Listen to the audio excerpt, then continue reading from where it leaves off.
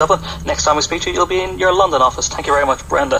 Speak to you in a couple of weeks' time. Now, a week ago, we spoke to John Hartnett of the Irish Technology Leadership Group about the Global Irish Forum and some of the concrete plans that would come out of it.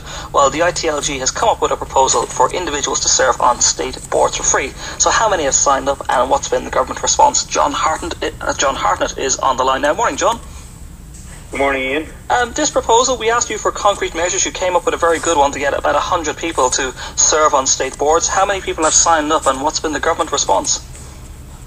Yeah, we've had pretty much an amazing response. I mean, we've had people from pretty much around the world, both from Europe, Japan, China, the US, and, we announced 5 key executives last Friday. And today there's 10 more that have actually stepped up. People from executives that are leading technology in the US, like companies like Disney, New York Stock Exchange, Goldman Sachs, and as well as in China, Liam Casey, who's founder and CEO of PCH in China, and as well as local leaders in Ireland. For example, Paul Rellis, who's head of Microsoft Ireland, put his hand up to help where he can, and so really it's been a bit of a roller coaster in terms of the number of people that have actually been willing to step up, and the general consensus is this is a positive opportunity for them to participate and help the current Irish economy. Yeah, what has been the government's response so far? Have they said, look, we'll look at putting these people in a pool, or we'll even consider them appointing as soon as possible?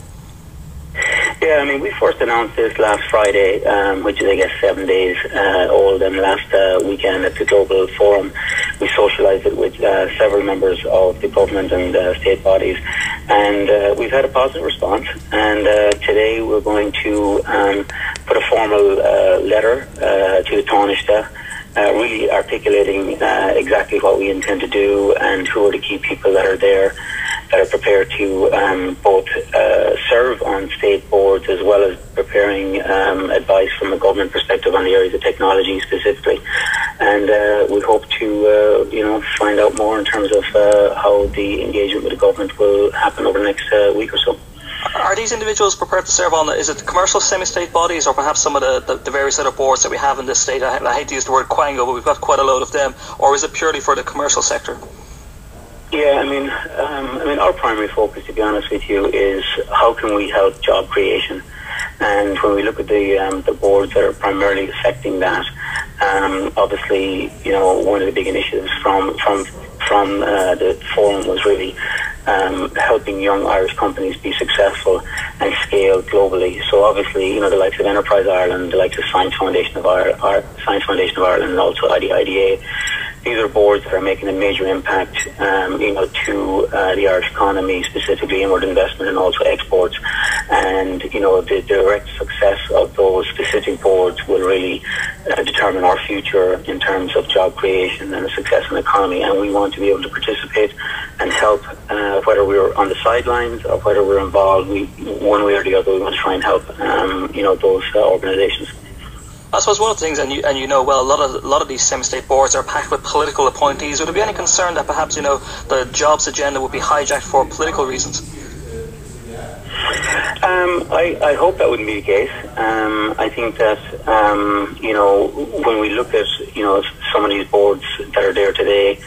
Again, I guess I'm from the outside looking in. I'm sitting here in Silicon Valley looking in at some of these boards, and there seems to be a high proportion of, combination of retired people, bankers, academics, civil servants. And what we really want to try and do is bring people that have global commercial experience that can help a young entrepreneur in Ireland scale and drive their business worldwide.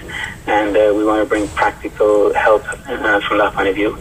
In addition, people like Rory McInerney, who is Vice President of R&D in Intel in Santa Clara here, he's been a major leader driving the microprocessors that run 450 of the top 500 supercomputers in the world. I think that Rory could help our R&D agenda as well as help Science Foundation of Ireland's direction in terms of where they're going to invest our R&D and innovation dollars. And that kind of practical help we think is going to be very important.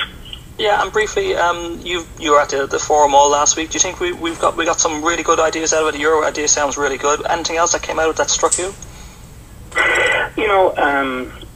I participated at the previous Farmley event as well as this one, and what I can tell you is that there's a genuine commitment from the diaspora to both engage and help, and likewise, from a government perspective, I personally spent time with Taoiseach, I personally spent time with the Taoiseach, and they're very much embracing what we are doing, and the level of commitment that I can see to this public-private relationship is very, very positive.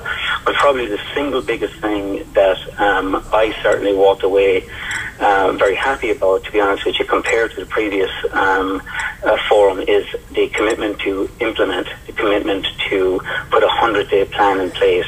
I was particularly impressed by that, because great ideas are only as good as you implement them, and the proof of the pudding, or our success of this forum is going to roll out over the next 3, 6 and 12 months. Okay, John Hartnett from the ITLG, thank you very much for joining us this morning. That's all we have time for.